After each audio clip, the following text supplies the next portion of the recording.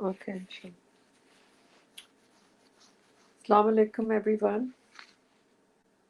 We're starting our Quran study today from Surah 25, the statute book, and verse 27. I seek refuge in God from Satan the rejected. Auzubillah minash shaitanir rajeem. Bismillahir Rahmanir Rahim.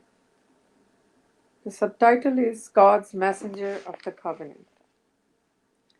The day will come when the messenger, when the transgressors will bite his hands in anguish and say, Alas, I wish I had followed the path with the messenger.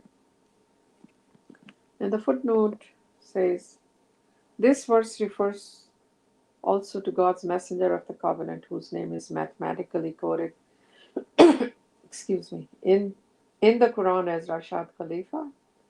If you write down the geometrical value of Rashad, 505, followed by the geometrical value of Khalifa, 725, followed by this surah number 25, followed by verse 27, 28, 29, and 30, the final number comes to 505, 725, 252, 728, 2930 is a multiple of 19. See appendices 2 and 26 for details. The Prophet Muhammad will also make such a statement in 2530 on the day of judgment. 2528, I did not take that person as a friend. He has led me away from the messenger after it came to me.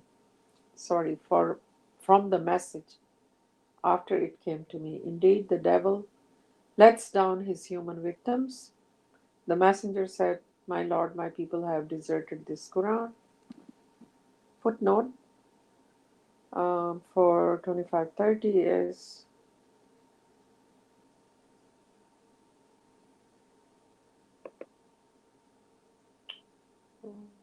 it's the same. This verse refers to also, this is the same footnote as I just read before. Was supposed to be from verse 27 to 30. We also set up against every prophet enemies from among the guilty. Your Lord suffices as a guide, a master. Those who disbelieved said, Why did not the Quran come through him all at once? We have released it to you gradually in order to fix it in your memory. We have recited it in a specific sequence. So, these verses are pointing at the fact that the day on the day of judgment, all the people who did not believe in the message or the messenger um, will be very remorseful and obviously very upset.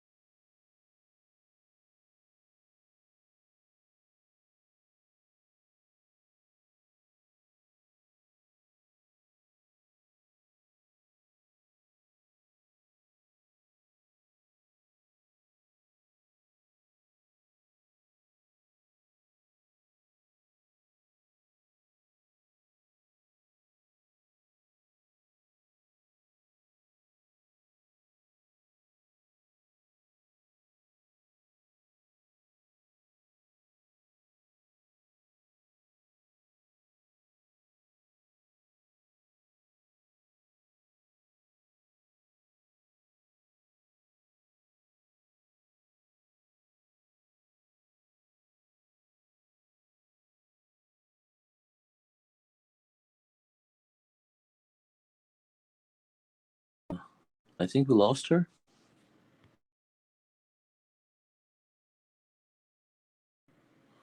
Yeah, I think we lost her.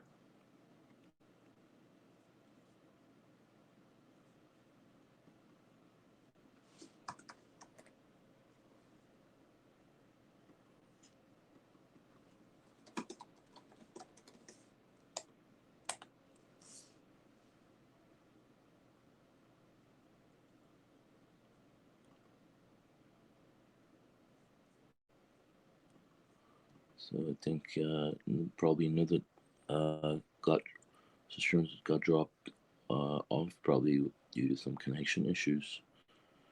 Um, so we're waiting for her to get back on. Um,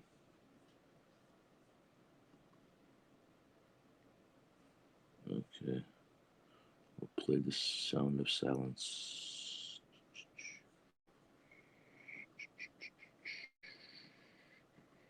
while we're waiting for her.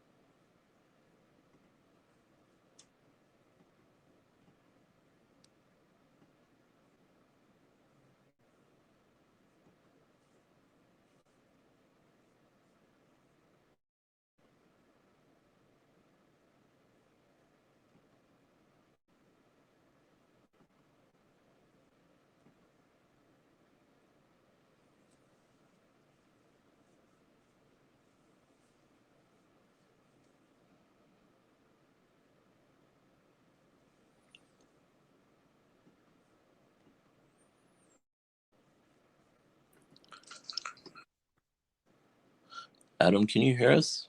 Can you hear me?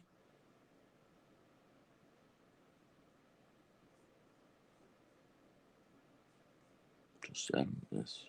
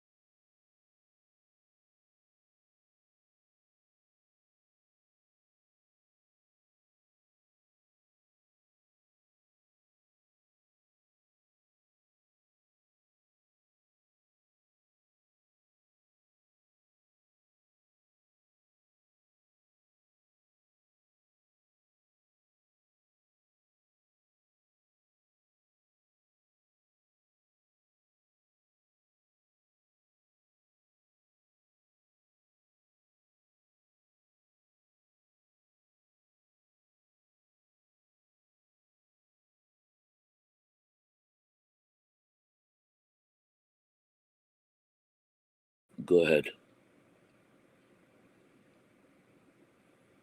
I can Yeah. speak now? Yeah. Okay, Salãmun Alaykum everyone. Once again, I'm back. I guess there was some Wi-Fi issue that I got cut off. I just read verses, Surah 25 from verses 27 to 30. These verses talk about how people have deserted the Quran and deviated from the right path and followed hearsay and conjecture. And the religion got really corrupted. The messenger will proclaim on the day of judgment that, verse 30 says, the messenger said, my Lord, my people have deserted this Quran. So people who think they're following the right religion, but they're not following the Quran, have deviated and transgressed away from the Quran and upheld other sources than the Quran. Sources like Hadith and Sunnah attributed to Prophet without his will, which is hearsay, and a lot of conjecture has nothing to do with the message of Quran. And they listen to the devil and his fabrications and fancy words and ended up in hell, and they blamed themselves. That why did they listen to their devil jinn companions who led them astray.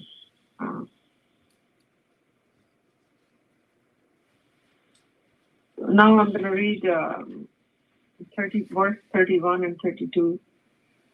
We also set up against every prophet enemies from among the guilty. Your Lord suffices as a guide, the master.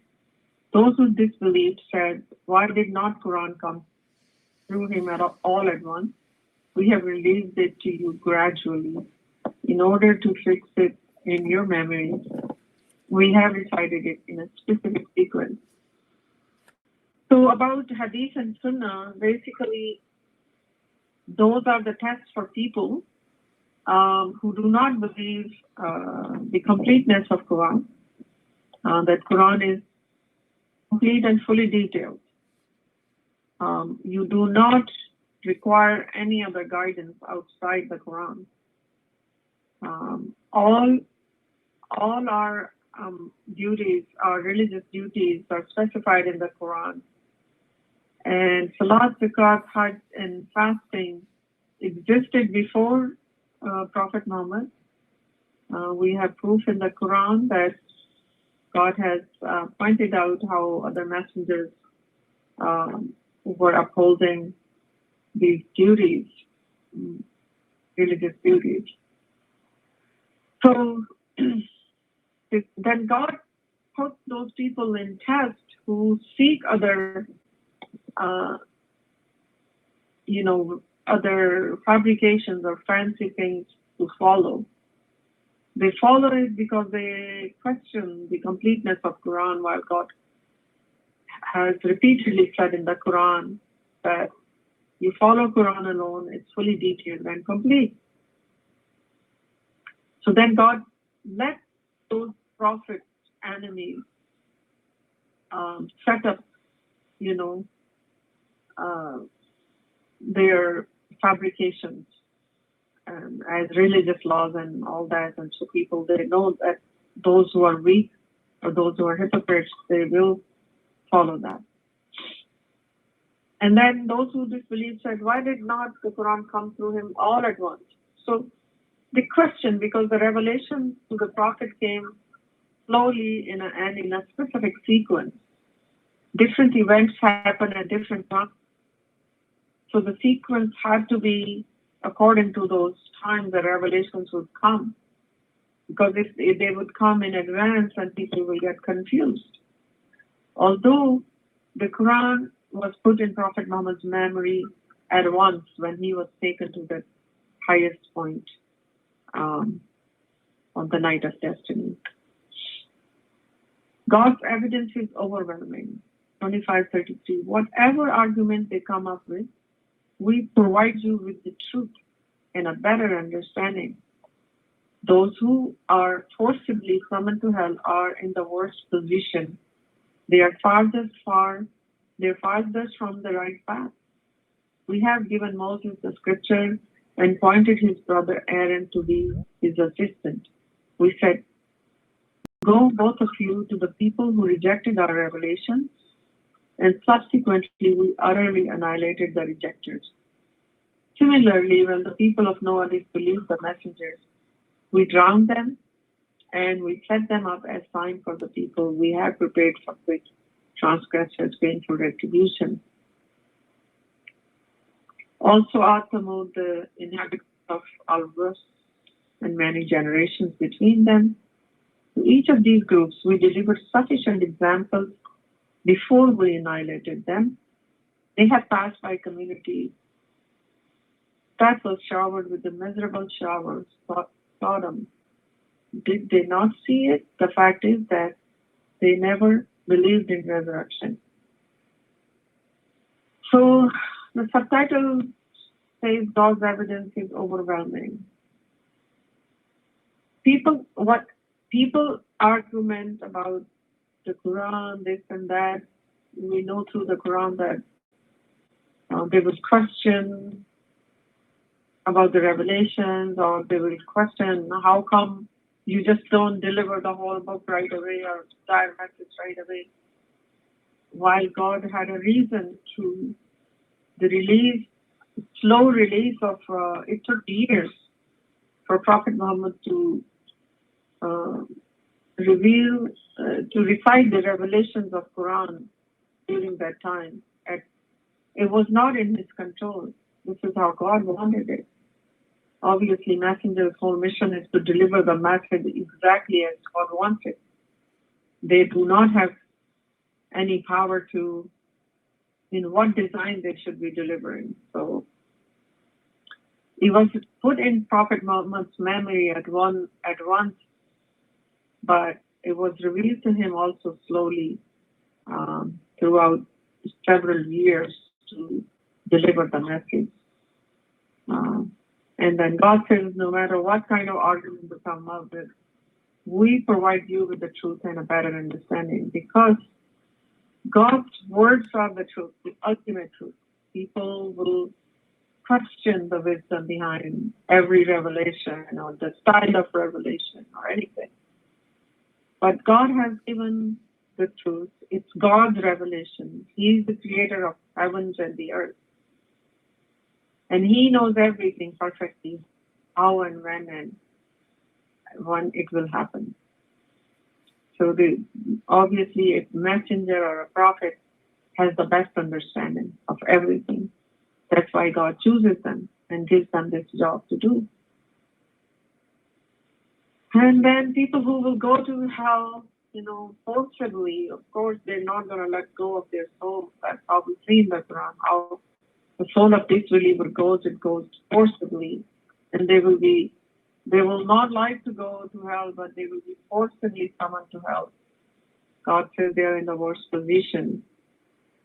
They are the farthest from the right path. These people who criticize God's message or try to pick and choose and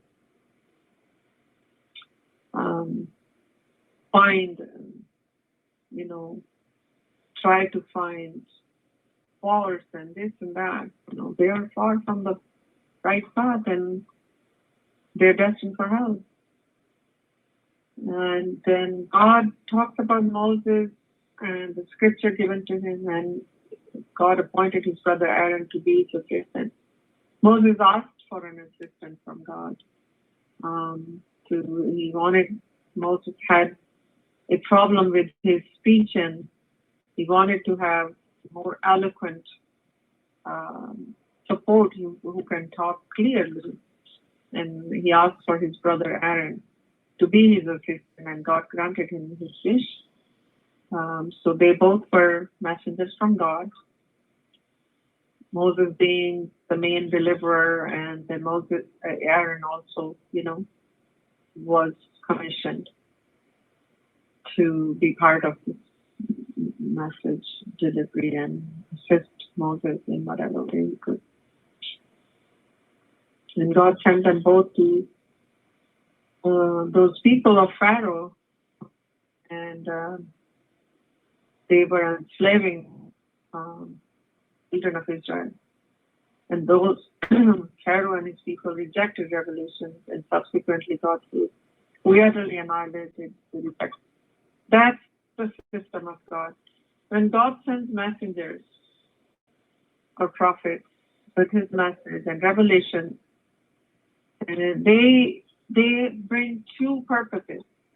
One is to give them good news, which is like about God's mercy, about heaven, and they point out the ways of heaven and hell. So people would not say on the day of judgment, we did not receive any message. How did we know what to do in order to be redeemed? And but they also bring warnings that if people reject this message, there are severe consequences.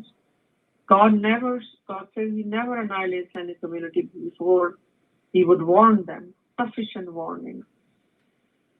So those people who rejected God's messengers, like people of Moses, and then similarly when the people of Noah disbelieved us, that we drowned them. And we set them up as a sign for the people we have prepared for the transgressions, a painful retribution. So the history has repeated itself over and over. God's messengers went with clear proofs and revelations and warnings and good news. And those who rejected these, they met the same destination of any rejectors of God's message, that God would annihilate that community. To each of these groups, we delivered sufficient examples before we annihilated them. God is the most merciful Lord. But when an annihilation comes, that means people had exhausted all the chances they were given, and then made it sure that they are stuck in their disbelief, and thus there was no purpose left for God to leave them there. Their time had ended, and they would meet their destiny, which is going to be in hell, because these people, God knows that they have rejected the message, and no matter what you do, they will not believe. And then the community of Sodom and Gomorrah is also given an example that how a miserable shower, like a rock, came from the sky and completely destroyed that entire community, except the messenger and his family. Not even entire family. His wife was one of the doomed ones. These people who are given warnings and messages and they reject it, the difference between a believer and a non-believer is that these people never believe in the resurrection. They think this is their only life, and they just enjoy this life, and then one day they die, and who cares how they live. So basically, if one does not believe in the day of resurrection or the day of judgment, then we all will face the decision of our eternal life, which is, compared to that life, this life is nothing, literally zero.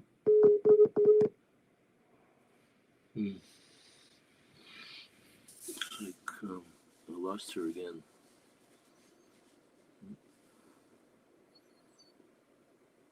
Okay.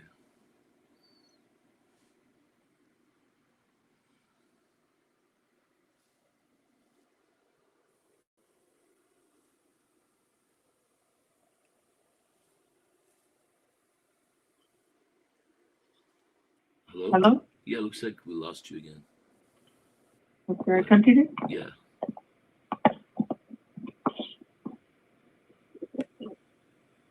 Verse 41, messengers ridiculed. When they saw you, they always ridiculed you. Is this the one chosen by God to be a messenger? He almost diverted us from our God. If it were not that we steadfastly persevered with them, they will certainly find out when they see the retribution who are the real strayers from the path. Every messenger was ridiculed due to the reason that people were used to following what their parents were following blindly. And they were used to certain rituals and whatever the falsehood they were enjoying, never questioning the wisdom behind any of those practices. And messengers would come when a religion has gone beyond corruption and beyond recognition and corrupted due to corruption. So when the messenger would come and tell them, no, what you're doing is wrong, the people, these messengers and prophets were ridiculed. They said, what are you talking about? This is what we've been doing, our fathers been doing. And then in their mind, a messenger, image of a messenger would be something very out of this world, like somebody who would walk on water or fire, have a halo on their head. They would also ridicule the fact that these are human messengers. And they would say, okay, is this chosen by God, a human messenger? So the fact that no matter what, they always would not see the truth. It's not about the messenger, it's not about anything. It's a message they need to take heed of. Those who would take heed, they will listen to the message and believe in it. But the others who wanted to reject, they will find all kinds of problems because their minds are already made up. So because people set up other gods beside God. And being monotheists, to worship God alone is the problem throughout the history. And they cannot reject those several gods they give power to intercede on behalf of them. In every time and era, they're all shapes of gods, Even today's Muslims, they might not worship idols literally like a statue, but they have other gods beside God, like saints and prophets and dead people. They go to their tombs or set up other gods beside God, such as money, children, or something, to give power to anything. Thinking this can harm you or benefit you is setting up another God beside God, because God controls the sovereignty of the heavens and the earth. He's the only provider. He controls life and death. And to ultimately we return to him. None of the other dead people or prophets or saints or messengers who have already gone to God, they cannot hear the people and they will not be able to intercede. So God says they will certainly find out when they see the retribution who the real strayers are from the path. So these people think, oh, the messenger is diverting them from their gods, their devotion to their little gods, whatever they are. Either they can be statues or other people, dead people. And their devotion is being challenged and divided. Their hearts are so full of their love. They cannot handle that. This is the idolatrous nature of human beings, that they cannot worship the God alone, whom they cannot see or imagine. Something they can see and they can imagine becomes their God. This is what they see. Verse 43, the ego as a God. This is the biggest one. Have you seen the one whose God is his own ego? Would you be his advocate? Do you think the most of them hear or understand? They are just like animals. No, they are far worse. The biggest problem with human being is accepting, worshiping God alone is the ego. It's our own opinion or our own something which is set up inside us, doesn't let go, doesn't let us submit to God alone. Its own opinion, its own ways come in the way. It was the ego which got us ejected from paradise, where we were living peacefully and happily.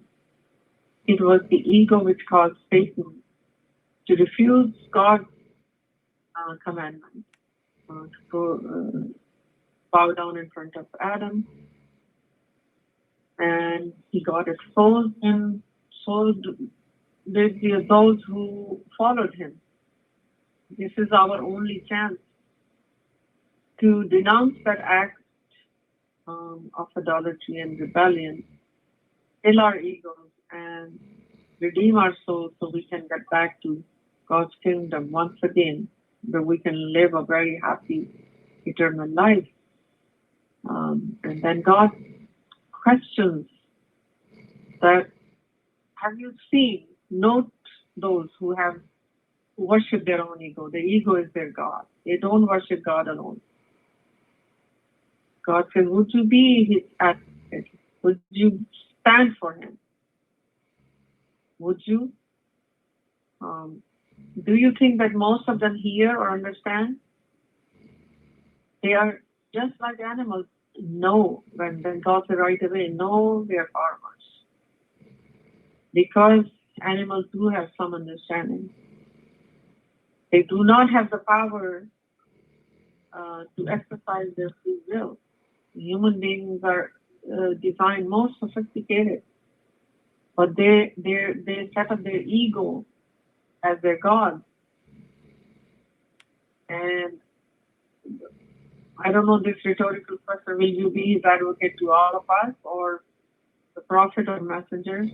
But would like to advocate on behalf of this person who set up his own ego as a God. And they're worse than animals because these animals have killed their egos. That's why God is saying, no. They're far worse. All these animals and creatures are destined for heaven because they killed their egos and they took this stance to not have the liberty of free will. And they came in more subservient design to serve humans, but they're guaranteed salvation. So those who worship their own ego are worse, far worse than animals, because their destiny is hell. Infinite blessings from God. Verse 45. Have you not seen how your Lord designed the shadow? If he willed, he could have made it fixed. Then he would have designed the sun accordingly. Look at this verse, how do we get our shadow? Like when the light comes on top of our body, we see a shadow of our body. It moves around as the sun moves around. It goes from your left to your right and around, and then the night comes and there's no shadow anymore. God says if he could have made it fixed, then we would have designed the sun accordingly. Here is the movement, the scientific movement of the sun and the earth has been described in this book, Masha Allah. Because as the sun, as the earth moves around the sun, the shadow moves around. And if the earth didn't move around the sun, then the sun was at one spot and the earth was at one spot. The shadow would never move, it would stay on one spot, right? These are God's designs and infinite blessings from him. That's how night takes the day and day takes over the night, and the cycle of day goes on. but we designed it to move slowly. It is the one who designed the night to be a cover, and for you, sleep and rest, and he made the day a resurrection. Every night when we sleep, God created a special time for us to rest, and every creature rests at that time, and your body needs that sleep. And when you sleep, you're basically, you see the same thing like when you die, your soul is taken out of your body and it is put back when you wake up. So it's going to be just like that, the day of resurrection. That once the souls are taken out, they will be put back and restored in the bodies again, or whatever shape we come out at that time. So just like that, day of resurrection for us, when we get up, it would be just like that. So these are all God's blessings: the sun, the rotation of the night and the day. Why God has made it for our rest. It could have been just a day, infinite day forever. But God knows, like, His system is perfect, that every creature needs to restore their strength another day so they can get up and have energy to do things again. He's the one who sends down the winds with good omens of His mercy, and we send down from the sky pure water. With it we revive dead lands and provide drink for our creation, multitudes of animals and humans. As we all know that the rain brings pure water, it drops on earth, and then underneath the wells of waters are restored, and that's the purest form of water, and the drinking water for all the creatures and for humans. These are God's blessings of water, the sun, the night, the day. And God says, we revive dead lands and provide drink for our creations, multitudes of animals and humans. We have distributed it among them in exact measure, that they may take meat, but most people insist upon taking. So without water, there would be no life, right? All the vegetation and everything will be gone, barren lands, and no one would be able to survive. If we will, we could have sent it to every community a warning. Therefore, do not obey the disbelievers and strive against them with this a great striving. So, if we will, we could have sent to every community a warning. Therefore, do not obey the disbelievers and strive against them with this a great striving. In all times, God has sent warners, but they will go to a specific part of the community, a specific community, and the message spreads. Not every city and village will receive a warner, but if God wanted, He could have. But God has a plan and a reason how to spread His message. So therefore, do not obey the disbelievers and strive against them with this great striving. He is the one who merges the two seas.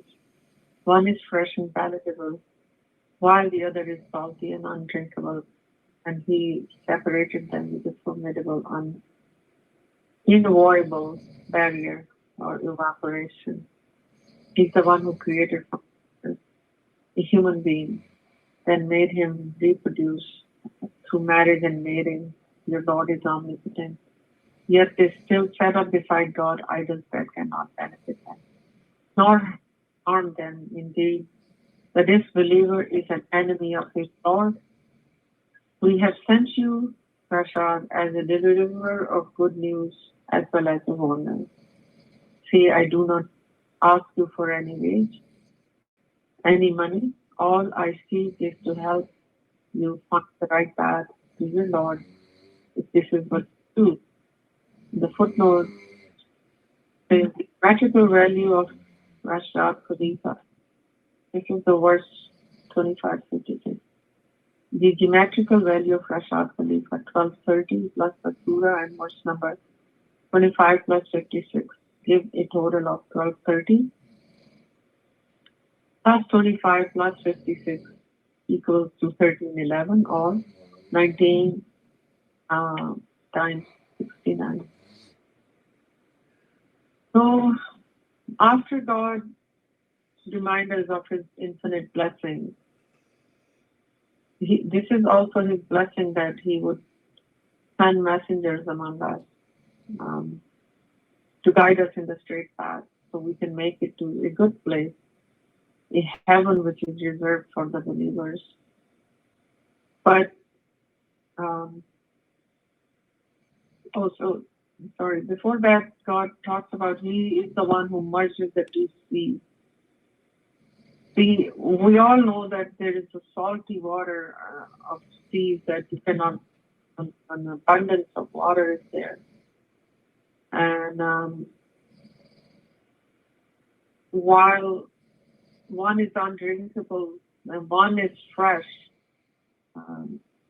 so I don't know if this verse talks about the merging of the sea and a river water. We can discuss this after. I'm not the fact that if there is a barrier between the two seas. So I leave it this question after for our other friends to discuss further. And and then human being was created with all creation. The water is a big part of our life, and we have water. The ejected semen is like the liquid water, and we all carry 75% of our body is water. And water is part of all the life here. And it is for drinking, it's for the rain to come. The life is very much attached to water here on this temporary our place on earth. And then God says, like he created all these sophisticated systems. And then God says, yet they still set up beside God idols. That cannot be. If they're not on them, indeed the disbeliever is a his Lord. Imagine those idols or gods they set up beside God. What can they create? God has just described this whole system, the sun, the night, the rain, our design, the whole sustenance, the entire system, and 7 universes God created. Yet God says it's a very sad thing to think that after all this blessings and God's immense mercy, human beings sets up idols beside God. Why? This is a gross offense. This is very unjust to even think that we give power to useless idols who cannot benefit or harm themselves. How would they benefit human beings? So they all depend on God's mercy. So God said, indeed, the disbeliever is an enemy of his Lord. Imagine if your parents did everything for you as a child, gave you birth, raised you in an infancy during those hard years, spend all kinds of money while raising you, send you to school, bought you nice clothes. And then at the end, you go to the neighbor and thank him who did nothing for you because he was your friend or you liked him. What would that be? That's like really being unappreciative, and a good person will never do that. So this believer is an enemy of his Lord because they completely reject God. And they become enemies of God. They deviate other people from the right path. They're poisonous. They're basically following the devil. The devil is an enemy of God, and they are his allies. They're his army. So when the messenger has given us good news as well as warning, we must follow the Quran alone. So we never set up any other gods beside God, and neither we uphold any other doctrine or any other source of religious guidance other than the Quran. And then at verse 57, say, I do not ask you for any money. All I seek is to help you find the right path to your Lord, if this is what you choose. So none of God's messengers asked for any wage. There are people who go to certain, so-called, they worship all kinds of people. They call them, ulama or this and that, and they somehow they take money from them. God's messengers will never ask for any money, because they have a specific job, is to guide people to find the right path. It's God's mercy that He wants us to redeem our soul, choose the right path, and come back to His kingdom. But the human being really runs towards the hell.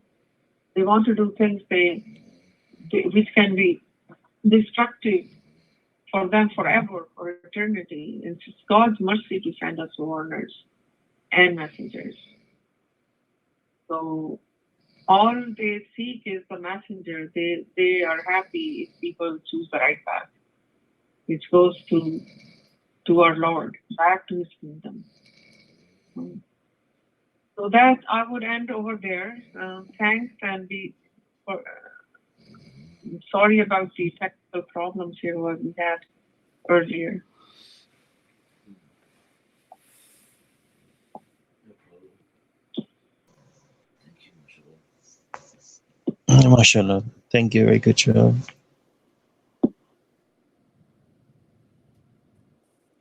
Hello?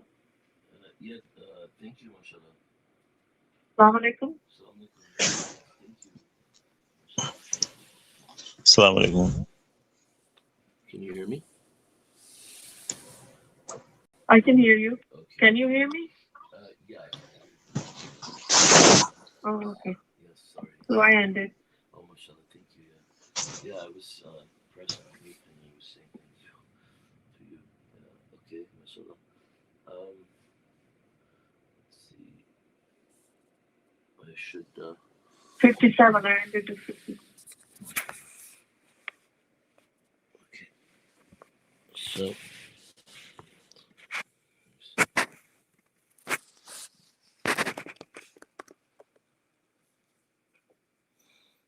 Don't have just Steve, Adam. Yeah, I'm here.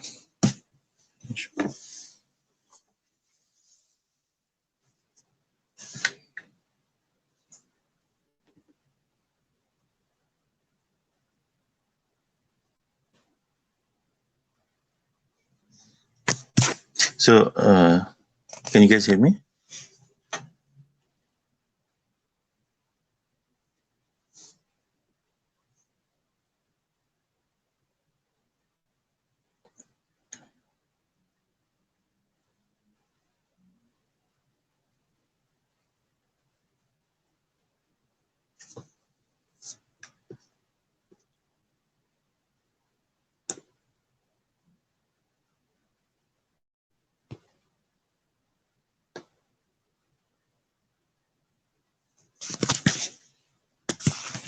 Adam, we can hear you. Go ahead.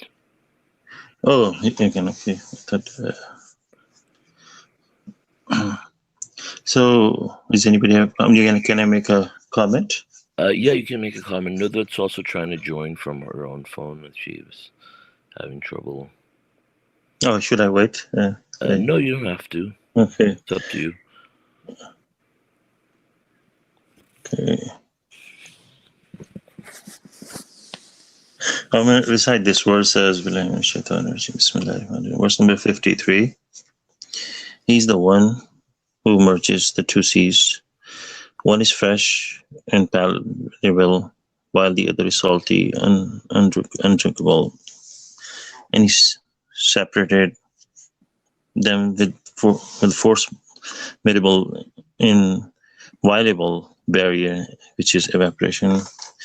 So this process of evaporation, as we know, is when the water heats up and become vapor. There's a barrier God has placed in between, which is only, as we know, the formula of the water is just H2O. Pure water is able to cross anything else it leaves behind.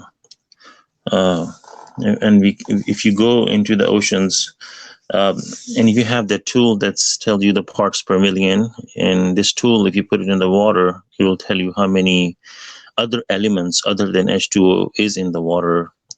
Like we get the drinking water from the faucet, and where I live, it shows like roughly about 250 parts per million. So there's a lot of other elements that's added into the water, and which this equipment can tell you. And if you dip that thing into the ocean, it will tell you about, I think I heard something like 2,000 plus different elements in the ocean water. And we know that we cannot drink the ocean water. So when the heat of the sun strikes the ocean, and ocean's surface heats up, so just imagine what kind of barrier God is talking about. Only when the evaporation happens, only the H2O is allowed to leave clear water and goes up as a clouds. And then these clouds are pure water, and it goes up on the destination where God has assigned them. I mean, these alone, the cycle of rain, if somebody would sit down and ponder upon what are the chances of that happening, is so small that what are the odds of a perfect rain system, a perfect rain system? It's impossible. But the barrier is evaporation, and God is telling us that no matter what happens from the ocean, this is the sea that only pure water is allowed to leave, and which is clean and drinkable, and the seawater is not drinkable. And then this water goes up on the mountains and different places where it rains, and provide drink for animals, humans, and all the living creatures. God provides water.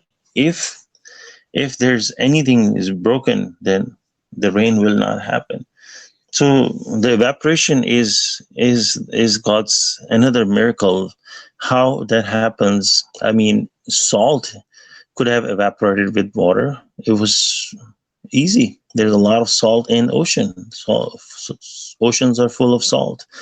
Very easily, salt could have evaporated, and then we would have salty rains, and nothing would grow again. And we would drink salty water. We will get sick. Too much salt in our body or organ will start to fail. I mean, how can you run away from God's miracle? So, and then, so this evaporation word that God is talking about is the process of evaporation.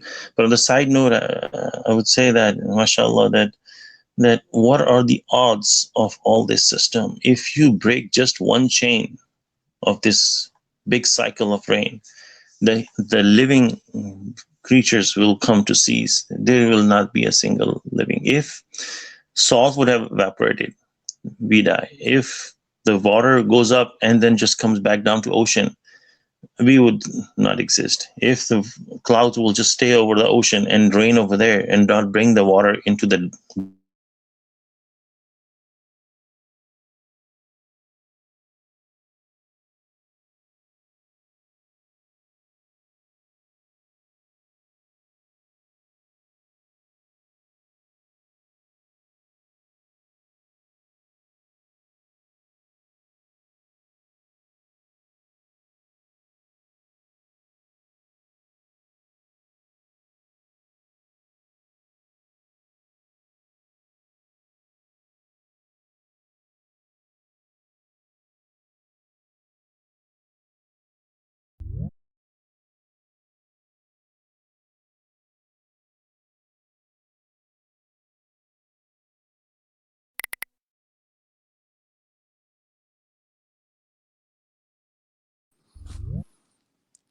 Can't hear you, Adam. You suddenly stopped. We stopped at I think Adam is having some issues, but we stopped at 57. Salāmun Alaykum.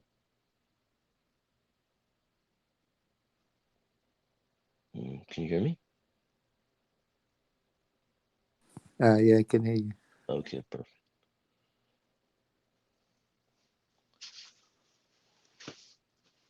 We started at verse 27.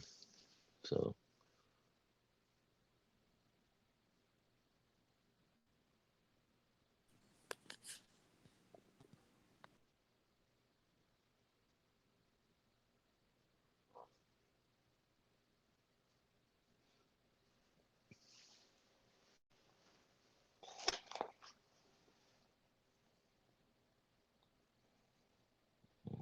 verse 27 is pretty interesting.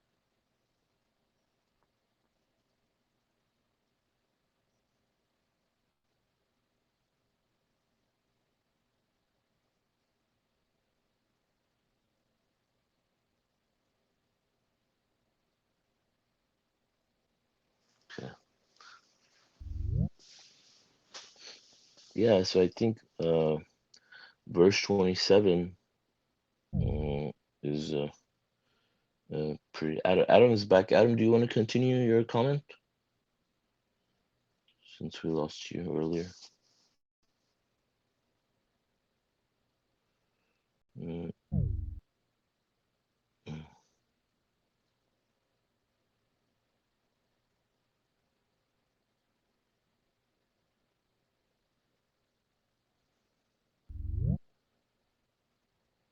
Adam.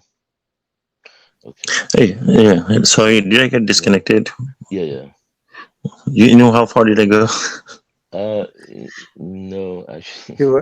You were at the point about if there was a break in the chain and if the water evaporated, but the clouds didn't move or something, the water just went back down to the ocean. Oh, okay. Actually, my phone is if after 5 minutes the screen shuts off, so I put it at 30 minutes, so it'll stay on. So this if you just ponder upon the rain cycle, that how many steps it takes for the rain to happen, and if you just take one step out of it, then the whole rain cycle would stop. I saw there's a picture of a chain. Uh, uh, and then they said the cycle of germs that goes around and comes back, and if you just take one pin out of it, the whole cycle breaks. So in the rain cycle, if you take out one element, just one element, the whole rain cycle will stop, and the living comes to cease on earth. uh, like if the salt will rise with the water, if the clouds will not hold water, and they will just, the evaporation will just, in the air just wander around, and that just we just see as a humidity, and they don't go up into the clouds, those evaporated water, and it will, we just have humidity and no clouds, but these vapors goes up in the clouds, form like a cloud at a certain height. I mean, that's another blessing, that they don't go completely out in space. They just go to certain height and they start forming all this evaporated water into cloud, and then they don't disappear. Like, you know how we have wind. If you, they could have just go all over the place if because with the wind, but they stay together. That's another chain, and then they travel as together. I mean, just can you have like like people smoke, and then the smoke comes out and it disappears in the air, because that's what the air does. But these clouds stay together. You have formation, and they go a certain direction. And if that was not happen, then we don't exist. And then when they can't go to some place, and there's a seeding process that happens in the cloud, that triggers the rain. And scientists have tried to do that seeding process, but it's God's control. We cannot do that. And then the rain happens, and if the rainwater comes like in precise slow measures, because if the water comes all that water comes once together, they will destroy the land, and we don't have we don't exist. Flooding will happen and the agricultural land will be destroyed. All that water comes down because we know these clouds hold tremendous amount of water.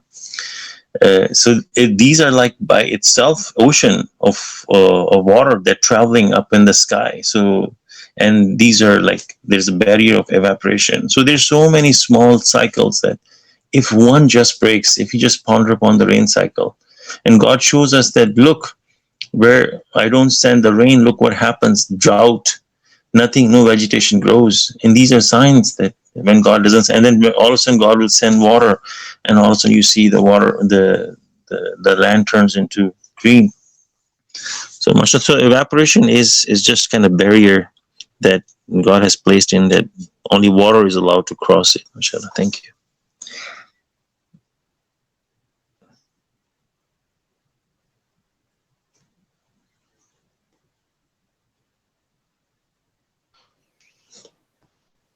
I also wanted to comment on verse 27, So, when the messenger, when the people will, be remorseful, and, we talked about in the previous study on how people will have remorses, and this is one remorse that, we see that people in hell will bite their hands.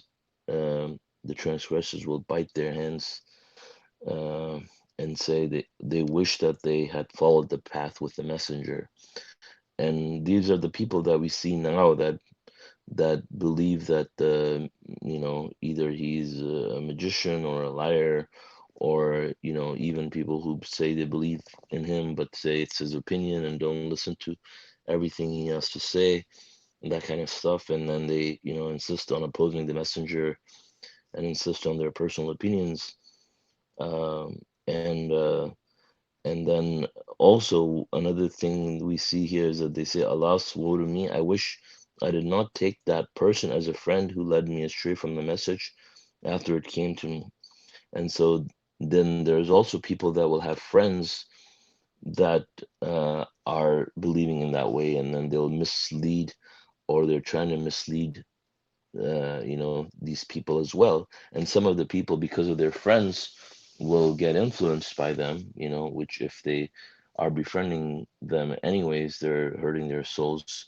But by befriending them, they get influenced by these people, and then end up being like them also. So there's also that remorse there. And we can see how he says, he has led me away from the message after it came to me. And for verse 30, when it says, the messenger said, My Lord, my people have deserted the crown, it shows here, as we see in the footnote, that God's messenger of the covenant, whose name is mathematically coded here, will make such a statement, and Muhammad will make such a statement as well. And so, the people of Muhammad are, all of these, so-called Muslims, right, uh, who did not uphold the Quran alone. And then when the messenger of the covenant came to preach the Quran alone, obviously all of these people opposed him as well. And by not, and we can do that very easily too, by not upholding the Quran alone. If we decide to uphold other sources besides the Quran for our religious guidance, and we're not upholding the Quran, we're deserting the Quran, because the Quran has everything that we need for our salvation.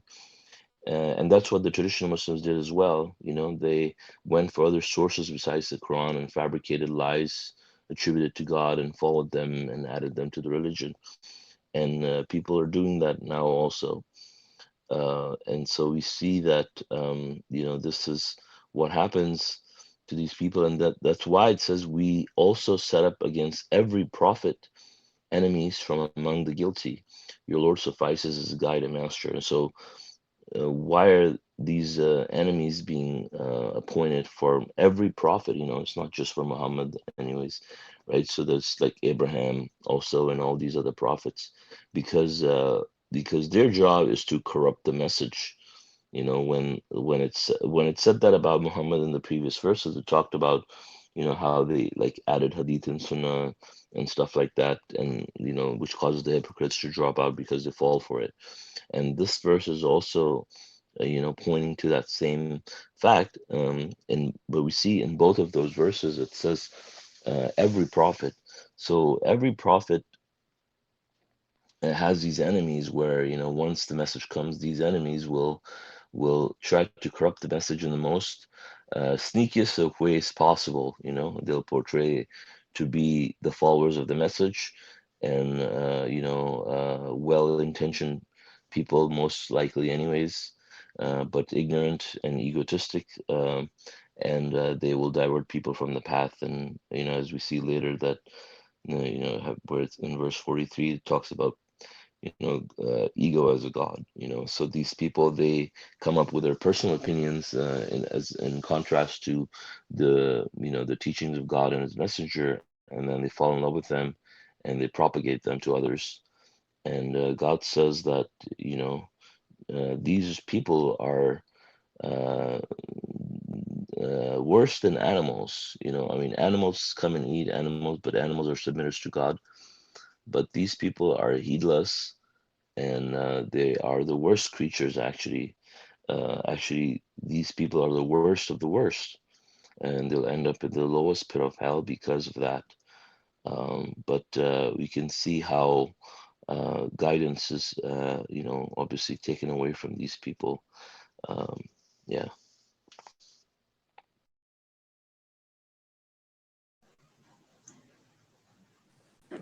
Assalamu alaikum. Welcome, Assalamu Salim. alaikum. Welcome Can back. somebody describe these two seas? Uh, Um, yeah.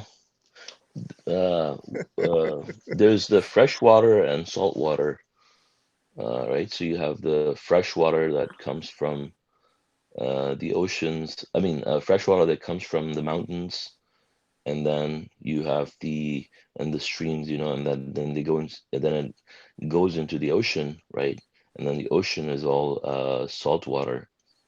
so it's not two seas. It's like river and the sea. Well, I mean, they end up in the sea. The water Yeah. essentially ends up in the So sea. Yeah, yeah. I thought there is such a sea. There are two kinds of seas. Anyways, so Well, that's the water will end up. So the water will end up yeah, yeah. eventually ends up in All the the sea. rivers go to the sea. Yeah. Right. And then, like, I mean, it can go indirectly also, right? But then directly Mm. also, there's places for it on Earth where, the water will fall from those waterfalls and stuff like that, and crash into the ocean. And then in the ocean, you'll see them meet. But because of the pressure differential, they will not diffuse with each other. So you have almost like this barrier, and you have the salt water on one side and you have the fresh water on the other side, and the fresh water stays fresh and the salt water stays salty, and then you have different habitats living in the two seas, perfectly fine. Okay.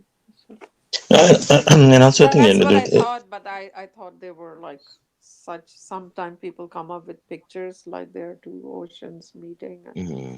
And anyway, yeah, thanks. and I think also that I think sometimes God talks about allegorical. Sea is like a word used for a lot of water, and there is a sea in the ocean, and there is a sea up in the sky. Those massive clouds, they hold tremendous amount of water. So there are two different seas, and they're separated by evaporation, which is only the Mm. pure water is allowed to cross, because if you go into the ocean, the parts per million is about 2,500. That's like 2,500 other elements in the ocean water, and only water is allowed to cross and go up in the sky as become like another form of a sea.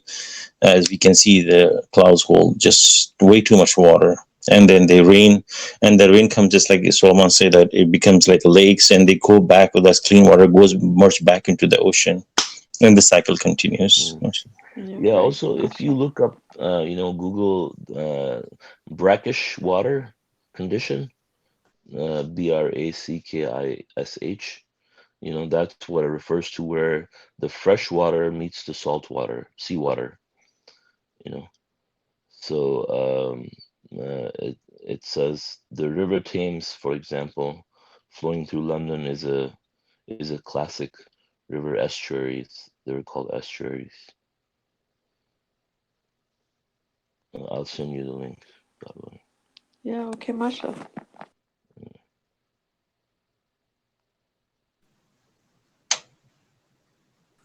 Sorry, I laughed before because Adam gave such a good explanation about evaporation, and if a single element of the chain stops working, then we don't have fresh water to drink. I guess also in Antarctica and the Arctic, when the icebergs melt, there must be huge amounts of fresh water mixing with salt water and evaporation occurring, I guess. I'm no expert in these things, so I can't. It's about as much as I can contribute.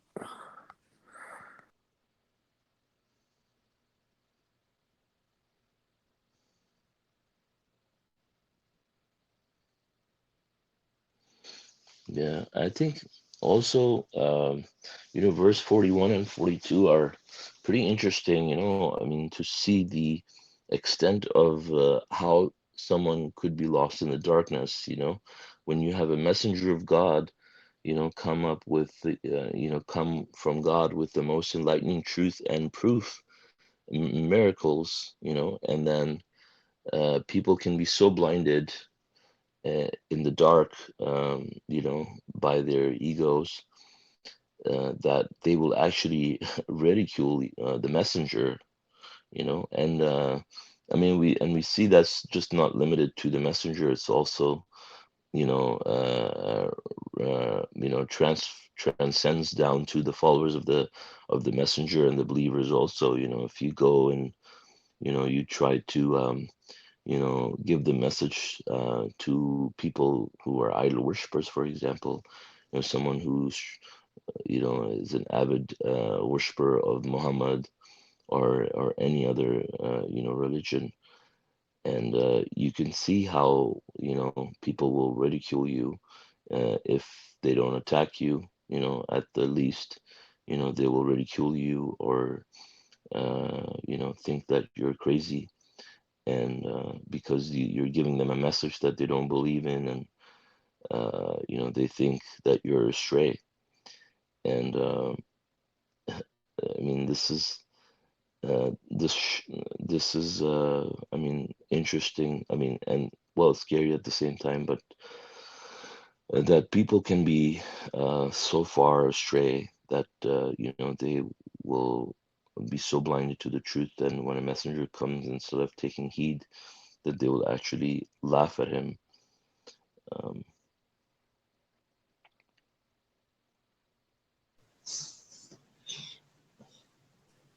Actually, I mentioned that in a Quran study today, that how I think Rashad mentioned in one of his Quran studies, I think, how the traditional Muslims would ridicule them and call them the names that God mentioned in the Quran that the messengers would be called.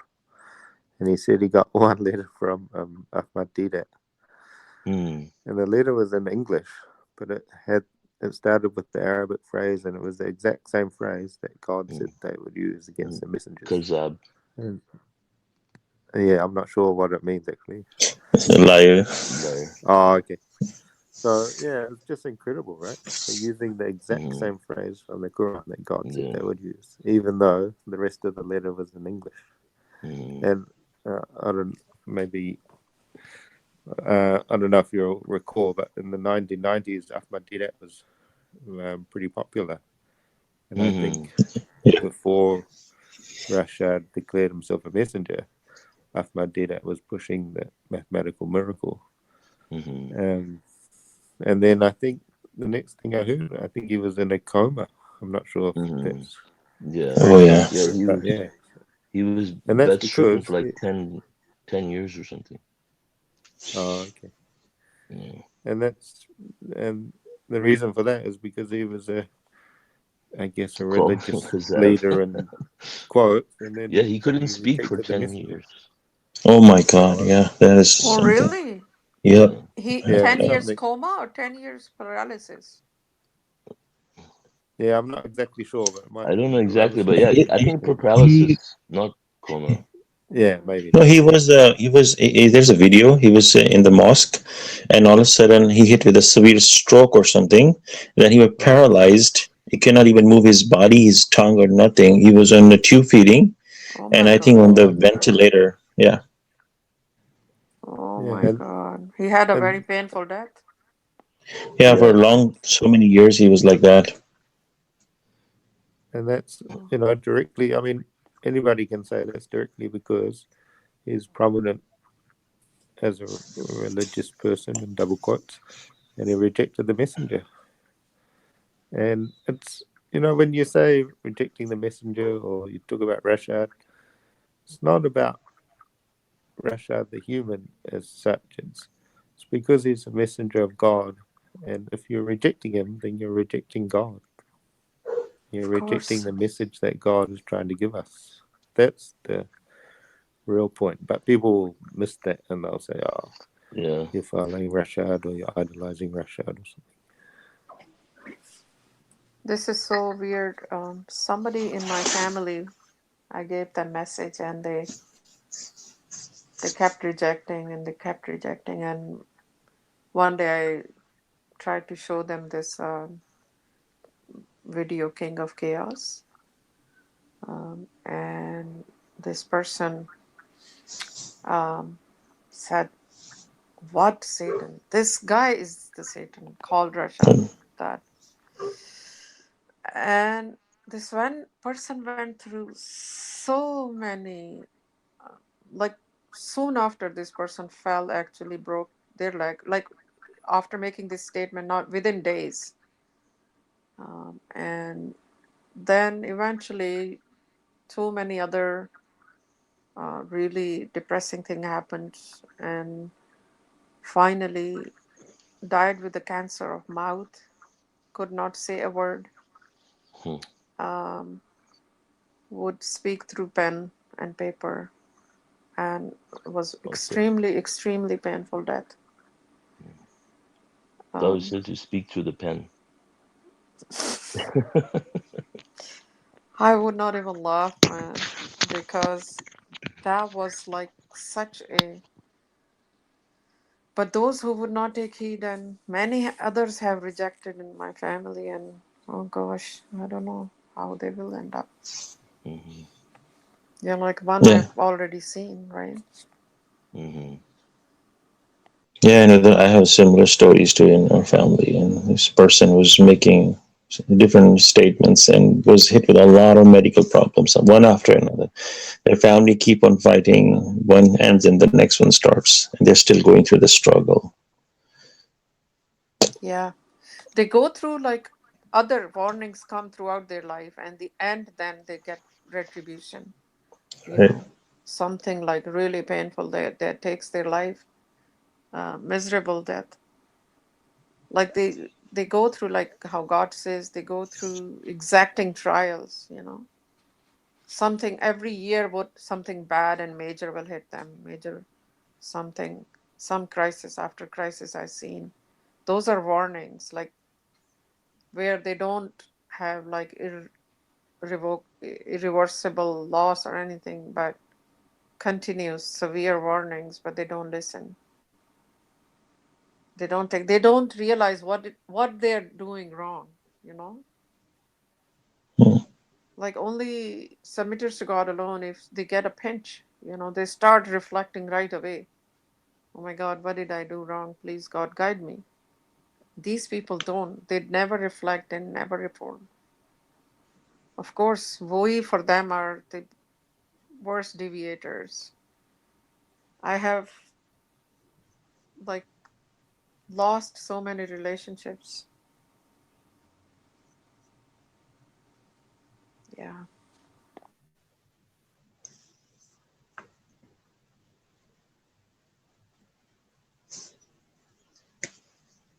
So it's not the messenger, it's the message they bother with. The same person would be very popular in the community, and it's the minute Oh yeah. this person is advocating God alone, and this person is insulted, rejected. See, if you look at the history of people and all the messengers that came, like Moses, God could have made Moses a king of another country, or maybe in a place of Pharaoh, and he will bring the message that there's only one God. Everybody would have followed, but God chooses a situation where the person that bringing the message is a very average person and have lack abilities in some way or something, and then where people would not look at the courier, would look at the package instead, and open the box and see what inside. I mean, just imagine you have a delivery and some person comes in a old beat up car and deliver your package, and you are making fun that I don't want this person to deliver my package. But then you're asked, have you even opened the package? No. People not don't open the package, but they make fun of the who's making the delivery. Uh, Same thing happened with Prophet Muhammad too. And God sent the Quran. God could have sent all the Quran in one book, just like he gave to Moses, in one complete message, and he can deliver the book. Look, there's a miracle. But God has planned for everything, that God releases slowly. Of course, we cannot handle the message at once, but God can make us. God can do anything. So purposely, I think my understanding is so the people have a chance to look at the message or look at the situation, and they used to make fun that why doesn't the Quran come all at once for him? Why is he releasing slowly? Does he write something? Does somebody comes and teach him something? So they have, God puts excuses for the people. They have a disease in their heart, so they can make fun. But those who are take heed and knowledgeable, they will actually look at the whole situation and take heed. I mean, my example, I for a long time I've been searching for someone who advocate God alone, and when I came upon this person named Rashad Khalifa, and I was saying, finally I found somebody who's saying God alone, God alone. I just fell in love with this guy, just not even knowing who is he, but just the message. And mashallah, God see me, made me go through the all the steps and accepted all the things. But it's the message, not the messenger, mashallah. Masha Allah. Yeah. Message shakes you. I know people like, the people in my family, they just so, they don't even let their youth come near me that, oh, I will just give them my pitch, they call it. Oh, oh, oh, save your children.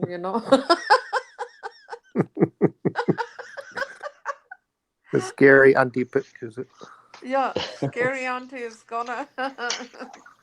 Yeah. And they will be happy if they're not following anything. You know, Mm. some of, yeah, if the kids are not practicing any religion, they're happy. As soon as I gave this one family, one person took the message, they went crazy, and they were like literally atheist. This is unbelievable human condition. And this question, verse 41, is this the one chosen by God to be a messenger, like Adam is saying? They want to see, like, oh, this ordinary looking guy, how dare he's saying he's a messenger.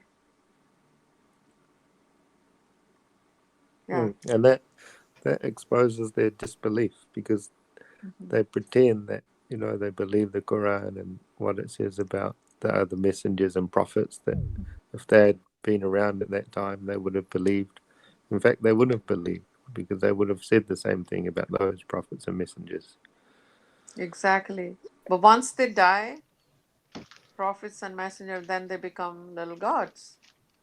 Because Mm, the mm. human image, yeah, then they just put them on such a pedestal, but they don't follow the message even then. But see how what God calls them. A disbeliever is an enemy of his Lord. So, they like Adam was saying, they are not opposing messenger or the message, they're opposing God. So whoever is your opposition is your enemy. So they are enemies of God. Every disbeliever is an enemy of God who rejects the message. That's where we have to be very careful, right? That to befriend these people who fight the message or who bring innovations on follow their own ego, they become enemies of God because they're opposing God, not us or anybody else.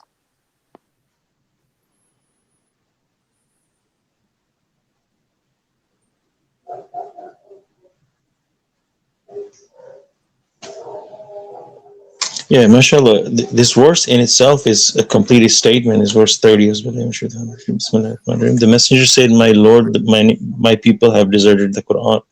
This Quran, and people should ponder about this verse that God is not saying this Quran and Hadith or this Quran and this book and this Quran, just only Quran. And there's another verse where I guess when you preach with God alone, they run away. So the thing is that if person is obeying the Quran but obeying something else on the side, it just violates the formula of success, because you must follow the Quran, whole Quran, and nothing but the Quran. And we read many verses in the Quran. For example, verse 7, verse 32 says, "Say who prohibited the nice things God has created for His creatures, and the good provisions. Say such provisions are to be enjoyed in this life by those who believe. Moreover, good provisions will be exclusively theirs on the day of resurrection. We thus explain the revelation for the people who know." And the next verse part says, "Say, my Lord, prohibit only evil deeds, they be obvious or hidden, and the sins and unjustifiable aggression, and set up beside God powerless idols, and to say about God what you do not know." Even somebody upholding the Quran, but on the side, if we prohibit something that God did not prohibit it, like somebody says that you cannot eat duck because this and that and this and that. No, you have created innovations. It just completely violates your formula. Imagine you're cooking a specific dish, and somebody say, "Oh, what's wrong with putting some sugar in it? This good thing." You broke the formula, and you end up with something that not even tastes good. So if you add or remove something from God's formula, which is the Quran, and it just violates the whole formula. Even in chemistry, even adding one element destroys the whole thing. It just changes something different. And this is like a chemistry book for us to follow, mashallah. Yeah, God's laws are scientific. Everything has a purpose. Everything has every action has a reaction and consequence. So when God calls this book perfect, complete, fully detailed, and if we disagree with that, only then we will seek other sources than the Quran. That's rejecting the complete, like Rashad has said in that book, Hadith, Islam, and the Quran, Hadith, and Islam, that besides God's repeated assertions that Quran is complete, perfect, and fully detailed, they still say, where in Quran we find how to do salat. So bowing and prostrating is shown in the Quran. The units have been the same time after time. What else do they need? Yeah, there was this man arguing with Rashad, and he's saying, "Where do you find the salat?" And Rashad is saying that. That's a favorite question, yeah. Oh my God! Yeah. And he says that God says my book is complete, fully detailed. So you are arguing with God that no, God, your book is not fully complete and detailed. Where is the salat? So you're completely directly arguing with God. How are you going to justify that on the day of resurrection? My God. You're just arguing straightly with God. No, your book is not complete. What are you talking about? And God has, even though everything is in the Quran, but then those who disbelieve in the completeness of Quran, they will find reasons to deviate. Yeah, exactly. That's the scary thing that, this is the exact same argument actually that was used by the circumcisionists for circumcision. They said that because we were saying that the Quran is complete, and they're like, okay, well, if the Quran is complete, then where do we find the details of Salah? Yeah, even they said raised this question. Can you True. Yeah, imagine Wow. the classic question they raised? yeah, I just saw this debate exactly, heard it. So then Yeah, there's it's so many things not. Oh, does Quran say you can wear shoes to the mosque during contact prayers? Where does it say that? Things like that. Can you imagine so yeah, much blasphemy? yeah.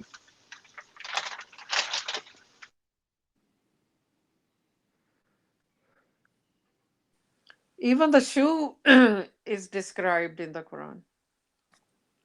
Like when Moses was asked to remove his shoes. He was contacting God. So we do contact prayer. We supposed to wear shoes? Everything is in the Quran. If you look, mm.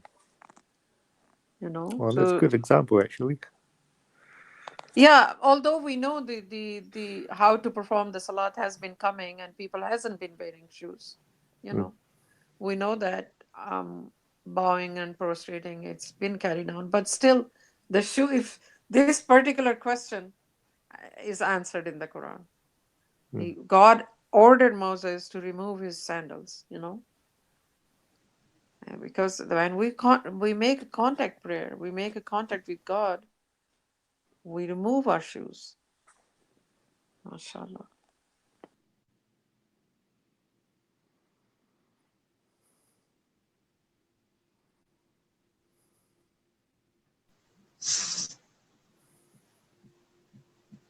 Yeah, people find a lot of loopholes where has not mentioned something, but a lot of things falls into common sense. Like with the previous story reading, that God says, "Do not stare at each other."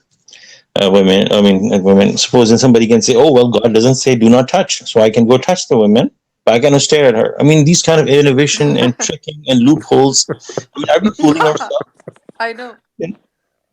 Yeah, somebody can say, "There's nowhere in the God says that you cannot touch a woman. I can go touch it. You are telling me not to touch it, and this is wrong." I mean, this is crazy. Well, that's why all those mullahs touch little kids, right? Oh my God, stuff. Anyway, this one person says, God says, do not do the salat while intoxicated. So when all the 5 prayers are done, I can drink. Yeah. Yes, Wow. and yeah, this person would do 5 times prayers, never miss fasting, but would drink at night. Yeah, dawn is like maybe 8 hours away, so by the time I'll be sober. Yeah, regularly. Oh my God. I've witnessed. So they modify religion according to their own Did they understandings, miss and that? they worship their own ego. Yeah. Did they miss the worst? I guess don't even go close to it. The abominable act, God called it. Yeah. What about that? It's not just Intoxication. Yeah. contact prayers are like specially prohibited. Mm. Like for example, if you even, let's say you just embrace the religion and you're trying to quit. I mean, God has, of course, God knows if somebody was a regular drinker, and a lot of people come from a background where they stop drinking and smoking and everything. And let's say they still are struggling, but still, do not do contact. Not that all your life you continue like that, right? Hmm. Eventually, you are on the path of either recovery or you're trying to quit when your soul is very strong. But don't do contact prayer while you're intoxicated. That's like really wrong. So all this, like taking verses in isolation also can destroy the whole purpose, how people do that. Follow the religion of Abraham. They just took this verse and included in the religion of Abraham circumcision on their own. Oh no, we're following the religion of Abraham. Mm-hmm. Follow the religion. So many people adamantly said, we follow the religion. That's God's commandment. You're not following religion. Oh gosh, we know what is religion of Abraham. Where did you find this in it? No, Genesis 17 says. And then Genesis 17 says a lot of other things. And they should get rid of all their technology as well. Then get rid Mm-hmm. of their cars, computers, phones. Yeah, I mean, if you You look know. at the Old Testament, even, like I used to believe that Old Testament was like barely touched, but obviously after looking at the thing about circumcision and then other stuff, I realized, I mean, when the messenger says 10%, I mean, it also includes the Old Testament, and there's so much nonsense in the Old Testament too. Like, I posted part of it somewhere, and God willing, I'll find it again. Yeah, from It was Psalms. I removed. could not Yeah. imagine the What Psalms were was it? corrupted. Well, it wasn't the Psalms. It was songs of the songs from Solomon. But it Oh, was Psalms was given to David though. But this is from I thought it Solomon. was the Psalms from David. Okay.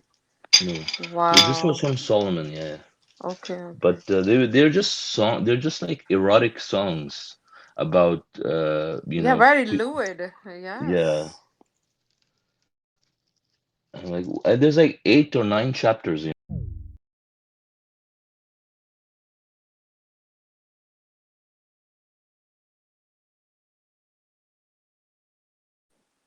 Hello? You got cut off, Solomon. Yeah. Solomon got cut off. Yeah.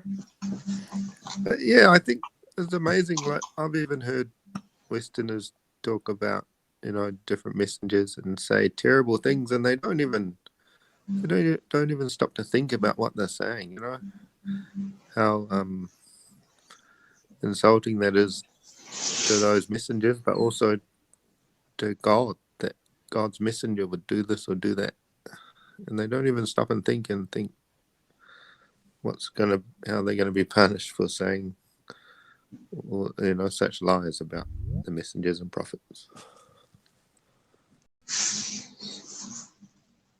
Yeah, I read the video of the great debate. You can just see how much argument this person is putting against and nothing holds value. And saying the same thing that we read in the Quran, that you are just a regular person, special abilities you have, things like that. The argument that they come up with is just doesn't hold anything. You know?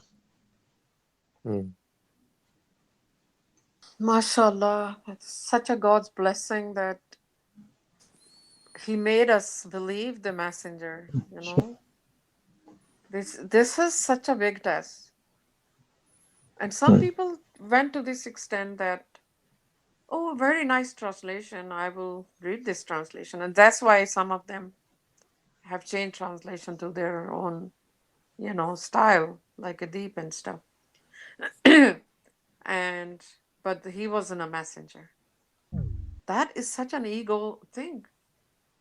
Like take even promote the mathematical like Ahmadida.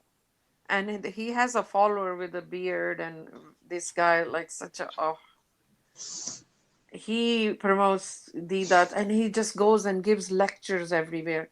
They want to promote their self so much, wanna be on a high pedestal somewhere, and that say fancy things and just impose their style. But really, worship God alone is nowhere. It's not. There's some Quranists in Pakistan.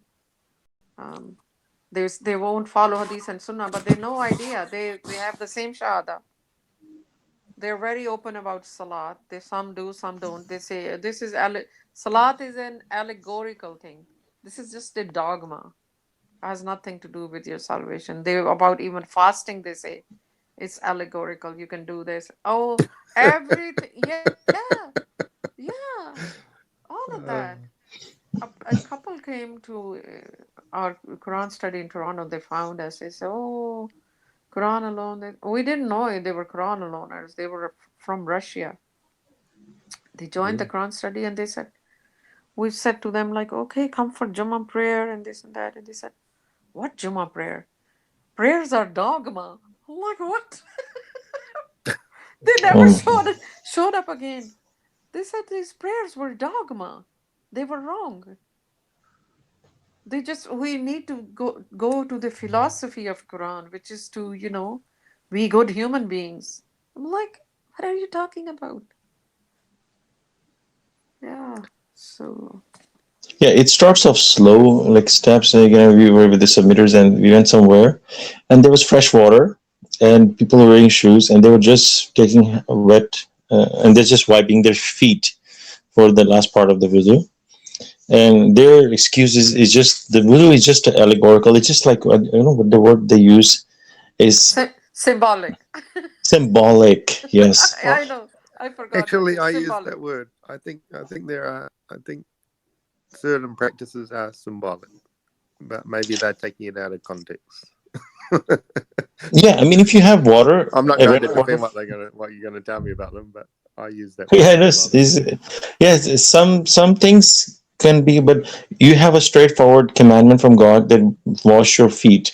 You have water. All you need to just take off your shoes. I mean, if you're wiping your shoes, in my opinion, I mean, is that how hard is it to take off your shoes and do the exact wuzu what God has commanded us? Unless if you don't have Yeah, water, then that's a different story. Mm, exactly. mm, And they will make excuse like I was in the bathroom, the sink was too high, I cannot reach my hand. So there's a what you have always have excuse. You can get a glass of bottle or something, and wash your feet somewhere. I mean, there's so many options. Unless you're really in a situation where you cannot, you're standing in a crowd where you can't even bow, and you're stuck there, and maybe you can do your contact prayer standing.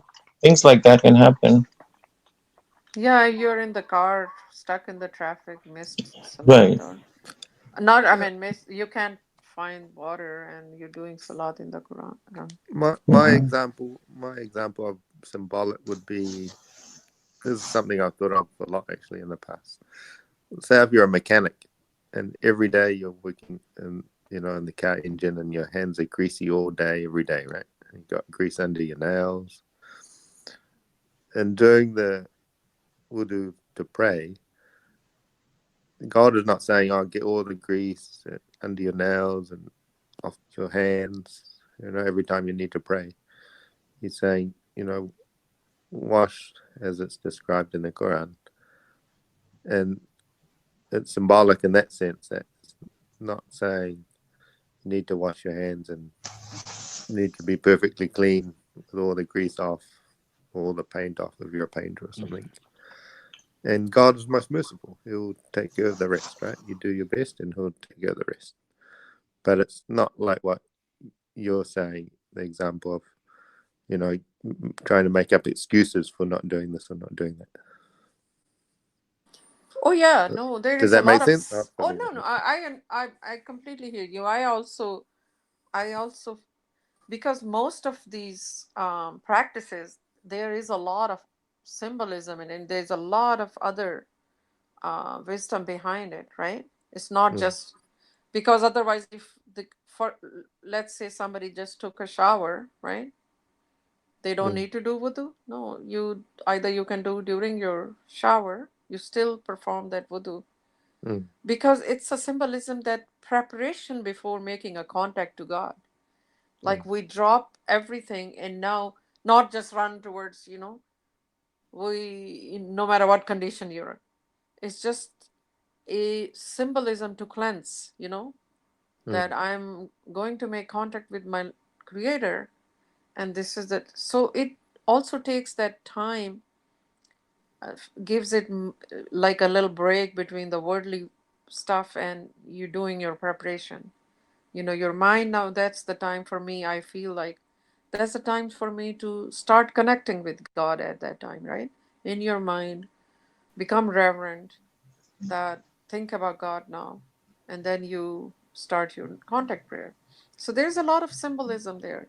Not that you need wudu for every prayer, or as long as you have wudu, but wudu itself is very symbolic. You know, it's not just about taking a shower. That's why these traditionals have made it like, okay, now you just clean your ears, your nostrils, your throat, and if one hair is left, which didn't get wet, that's gonna burn in the grave. Okay. Traditional Muslims must be particularly dirty because they need to clean a lot, right?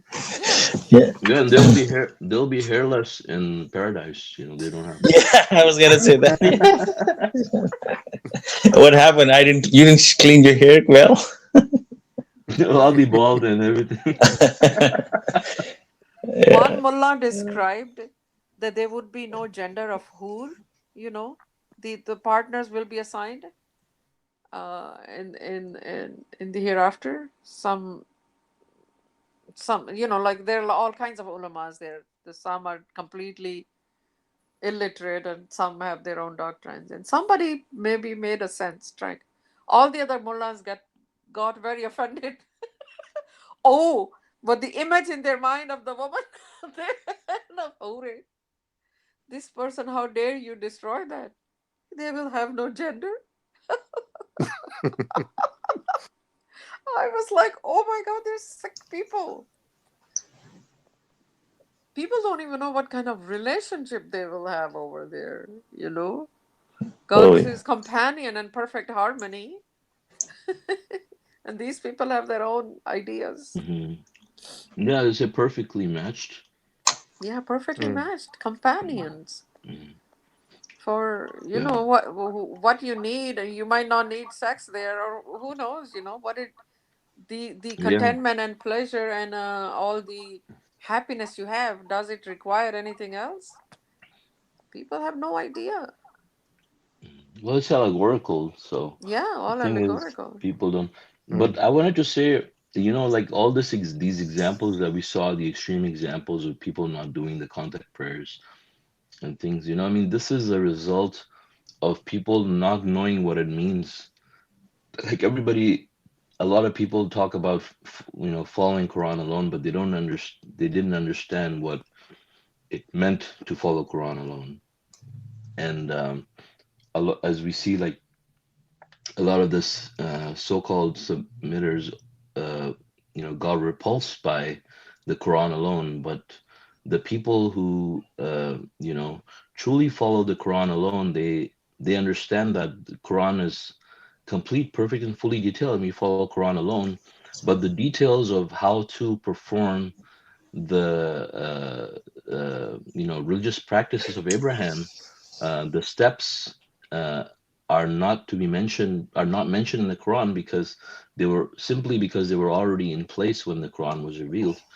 So, but you know, what to do, what not to do is mentioned in the Quran, and then if we deviate from those, how to do them, you know, like for example, you know, people talk about, well, women leading the prayer is not mentioned in the Quran.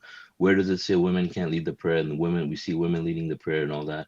So that's because they don't understand that, you know, we have to follow the religious practices as were passed on to us and, you know, given to us through Abraham, and obviously purified by God's messenger. You know, obviously they have to believe in the messenger. They can't reject the messenger and expect to be guided. But you know, they just have to follow those practices. They were purified by God's messenger, and he made videos about it. You know, he showed the mathematical confirmation about what those practices are and how many units there are and all that. So I mean, subhanallah, everything is perfectly clear and, you know, given to us on a silver platter, and all we have to do is hear and obey and just follow. So, you know, but obviously, you know, it's not the straightforward as, you know, we think. Like, you know, imagine like if we were before coming here, if this was what was described to us, that, you know, I will give you a book and I will send you messengers and all you have to do is follow, and we were like, yeah, that sounds great, and we'll just follow and we won't listen to Satan. And like, yeah, we can do it. But now That that sounds we're easy. here, We can do that. yeah, yeah, of course we'll choose God. I mean, why would I listen to this person? You know, I mean, I would listen to God. and but we know how hard the test is and how many tricks Satan has in the bag. Like he says, he'll come from right and left and front and back, and is so and that's why we see all these people falling off the path to left and right too. So, but it's not easy. But obviously, people who are blessed by God and people who sincerely believe in the hereafter, God guides them, you know, because of what He knows about them. Honestly, such a blessing to believe the messenger as well. And now we see people who didn't believe the messenger and have are following Quran alone, their own translations or whatever. Like a lot of people in Pakistan, Mhm. there is a group called Parvezi. I don't know, Adam, you might know, might have heard about. It's this guy Parvez. Sounds like crazy. Crazy. Mhm. Don't make fun of me. Crazy with an accent. So he talks about not following hadith and sunnah and very against it, and he talks about the ridiculousness of that. But then these people, no idea about salat and other things. They've rejected the hadith and everything, and then made their own religion. Nothing about right shahada, how to do salat. Mm, What about these extra units, or even do salat? mm. Oh, you Or what said is Parvezi. Parvezi? Oh, I thought you said Karvezi. I thought, what kind of name is that? Sounds like crazy. Parvezi. Parvez. Oh, don't understand No. joke. Is it Parvez? Yeah, Yeah, the guy's name is Parvez. Is Parvez. he the one And who lives in Texas? I mean, in I don't know where he lives. Doesn't he live in Pakistan, or is he alive or dead? I don't know. There's oh, also this okay. other one, right, in Canada. Who? Uh, what Oh Sheikh no. something. He's all over Canada. Yeah, Uh, well, I was chatting with somebody today on Facebook. I never chatted to them before, and they were saying they've been to conferences and gave speeches, and they know about submission, and yet they're following some imam, and they like researching about hadith. And so then I thought, oh, okay. So then I was trying to say in a polite way, right? You should follow the Quran, follow God alone, and I gave them good allegory, good examples in a different way, basically saying don't follow hadith, but giving them an example so they can think and go, oh yeah, okay. And I just couldn't believe it, somebody that's been exposed to submission and following the Quran alone, and then they're playing around with hadith. And I actually said, if this imam that you're following, if he doesn't accept the messenger, then you should run. And this, I don't understand. It's like playing with fire, right?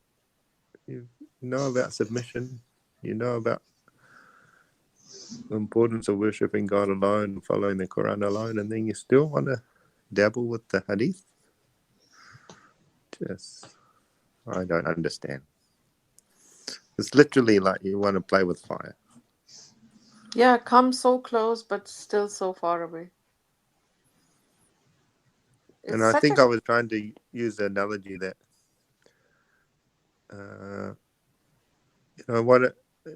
because another submitter told me that what she says to people that are new to submission, she says, why don't you just try not mentioning other than God in your prayers? And I thought that's really good advice, right? Because logically, you can't reject that. It makes logical sense, right? If you really think you believe in God alone, then try praying without mentioning anybody else. So then I tried to use that same example. Why don't you try following the Quran alone and don't follow anything else? I didn't say this, but I was going to say the worst thing that will happen is you're using a subset of what you should be following, but you're not doing anything wrong. And I just literally like playing with fire.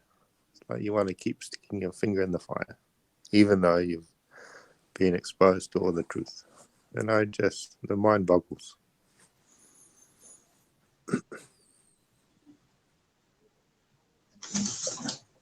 Yeah, people like them, and then what you were saying, the person who's drinking, they can come up with a better excuse. Here's the excuse for them. It's verse 590. God says, "Oh, you believe intoxicants and gambling and the altar of idols and the game of chance are abomination of the devil. You shall avoid them, that you may succeed." Intoxication, if you Google it, it covers a whole variety of drugs, alcohol drinking that alters your mind. It puts you in a state where you're not, diminishes your mental ability. All these examples covered intoxication. So intoxication, God didn't just put alcohol, it just covers pretty much anything that alters your mind. And gambling. So there, the excuse a person can use is, "Oh, God is talking about the believers. Oh, you who believe." And they can deny that, "Oh, I'm not a believer yet, so it doesn't apply on me." That could be a better excuse. But other than that, I mean, intoxication is and gambling is forbidden. But this excuse can work for somebody who said, "Oh, I'm not a believer. God's not talking to me." Then they're Wow. really exposing themselves. Yeah.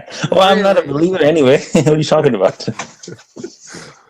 Okay, I'll walk away now. And I just want to make. I'm sorry. Go ahead, sir. No, you go ahead. Sorry. I just want to make a quick comment. This is amazing fact about the verse 25:46. But we design it to move slowly. God is talking about the earth. Uh, it is there is so many miracles hidden just the speed of earth that is rotating on its orbit and going around the sun. If you Google Mercury, which is the closest planet to the sun, you can imagine the temperature of Mercury would be so much. The temperature of the Mercury, which is towards the sun, is what is it?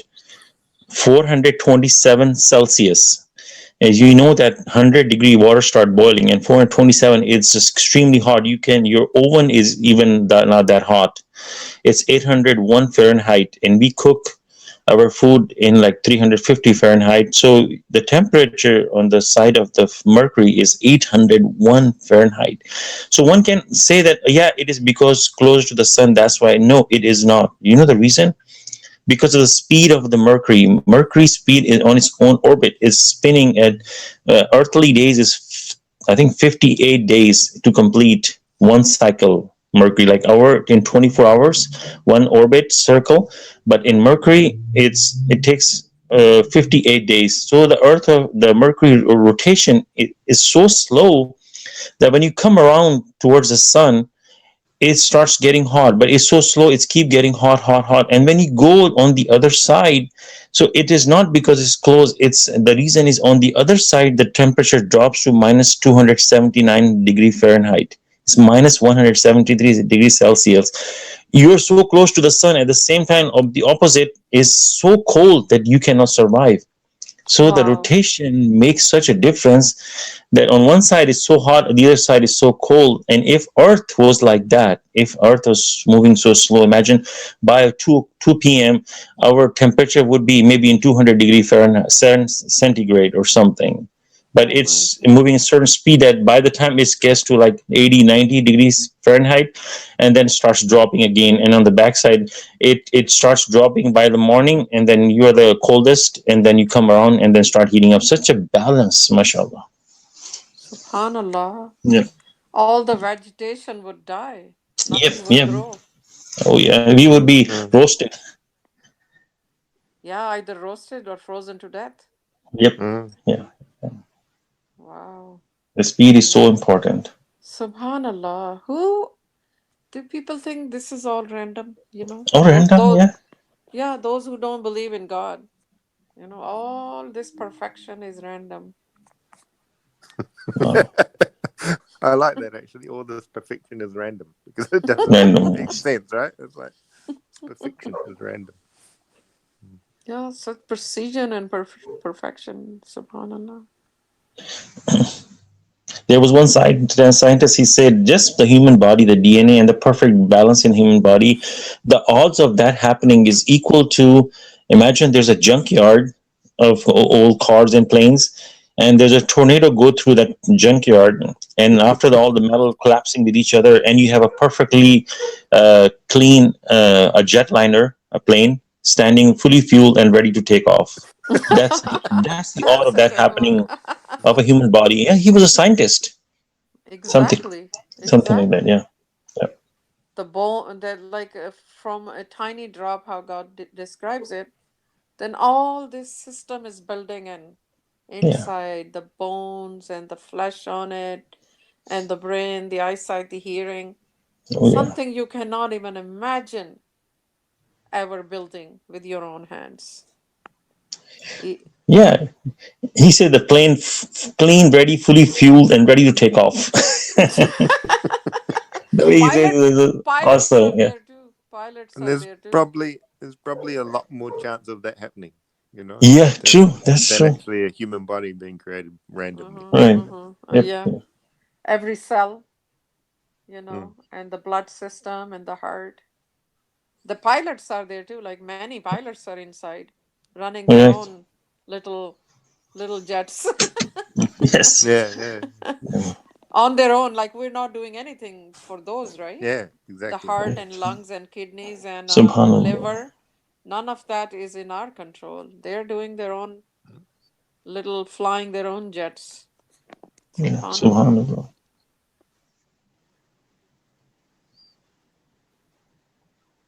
All right, guys, I guess if we're done with comments, where's Salman? Salman checked out. Look, I'm sneakily. here. I'm here. Okay, gotcha. Oops. Yeah. I always have to check. Where did Solomon go? Oh yeah. Deserted us. No, I'm here. Masha Allah. I think so. We need to figure out who wants to do the next study. Steve, would you be able to join on Wednesday or no? Or can you only do Saturday? Because Um, if you could do Wednesday, then you could do the next one. Wednesday's a bit difficult because I'm at work. Okay. And Okay. then the So. Saturday I'll actually be away. Okay. I Okay. thought of that So. before actually. Okay. So. Godwin, I can do Saturday, but not this Wednesday. Okay. I Mm, can do this Wednesday, inshallah, and Okay. then you can do Saturday, Adam. God willing. Yeah, I can do. If nobody else wants to do that, I can do Saturday, inshallah. Okay. I think it's just me, you, and Nudrat. So, I did the one before her. So, uh, Hmm. no. Hold on. Did before Nudrat? It was Was you, right? Adam. Yeah, it was you. No, So no, I think. Solomon, I think you did the last one. Oh, Oh. yeah. Oh yeah, I So did the we're last going in one. the same right Yeah, I did the rotation then. last one. So Hmm. then Nudrat, and then you. Yeah, it's Hmm. Yes. automatically Adam. Yeah, yeah. Yes, Adam. A for automatic. Yes. Hmm. So Okay, mashallah. Suleiman, Nazat, Adam. All Okay. right. Okay. God willing, Pamela will join us soon. Yeah, inshallah. And then Huda will, God willing, one day Inshallah. lead the study. Inshallah. Inshallah, one day. Yeah. But that's okay. Yeah. God's running everything. If we God's are doing everything. three at Mashallah. this point, Yeah. so be it. Yeah. No problem. Yeah. Mashallah. Mashallah. Okay, then. All right. So do I have Assalamu to alaikum, tell you everybody. guys? So those of us who joined us on YouTube, our next study is going to be on Wednesday, God willing, at 4:30 p.m. Pacific time, and our teacher is going to be Adam, God willing. No, not on Wednesday. I mean, sorry. Oh, Wednesday, I thought you were doing. I'm doing Saturday, inshallah. Is that okay? oh, okay. Well, okay, because I did the one before this one. That's why I got Hmm. confused. Okay, so inshallah, I'll do it then, and then you can do Saturday, Okay. God willing. Okay. All right. Assalamu alaikum Okay, all. guys. Assalamu alaikum. So,